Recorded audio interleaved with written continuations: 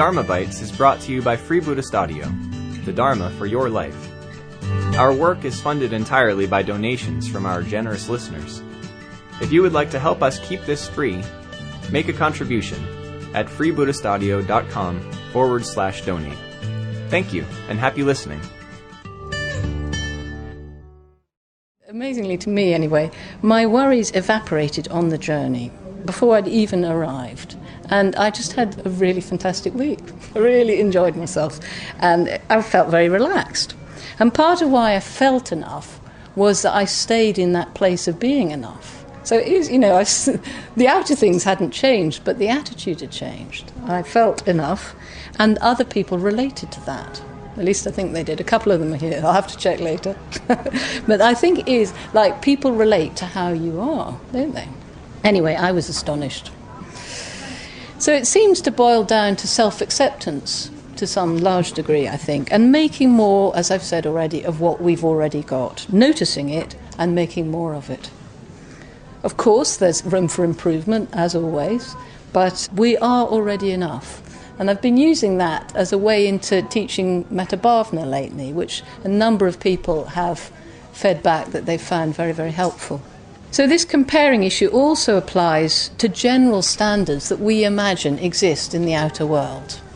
Marshall Rosenberg puts it, hell is being a parent and imagining that there is such a thing as being a good parent. That there are outer standards that exist. Well, with such thoughts, we'd never be enough, would we?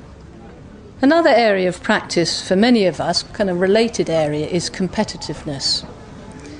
If I worry that there are too many trainers in my field and there won't be enough work for us all, a thought I have had on occasion, well, I've already closed down possibilities, probably given myself a headache, and it's leaping to the future and imagining lack, which reminds me of a remark by the American writer Mark Twain on anticipating the future. And he said, "The worst things in my life never actually happened." So anticipating lack is often self-fulfilling. You probably know that. Whereas having confidence that there is enough inspires a sense of sharing, of collaboration, and encourages everybody to contribute. So in fact, there probably will be enough. So it's that virtuous spiral that can happen. From experience in communication, I've also seen that focusing on what we're not getting leaves us cross or perhaps in self-pity. Whereas, let's say, if we focus on what we are getting or what we do want, the opposite can happen.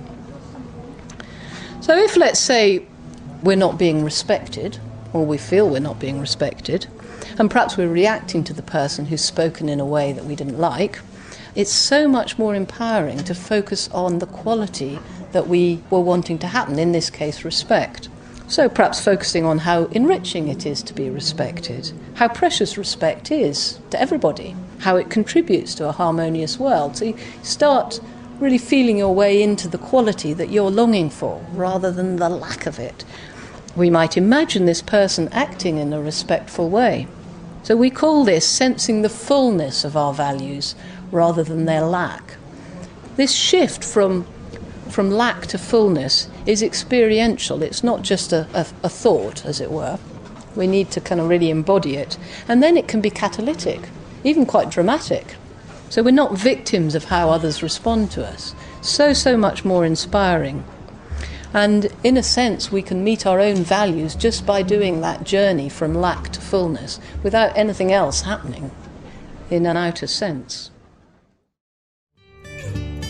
We hope you enjoyed today's Dharma Bite. Please help us keep this free.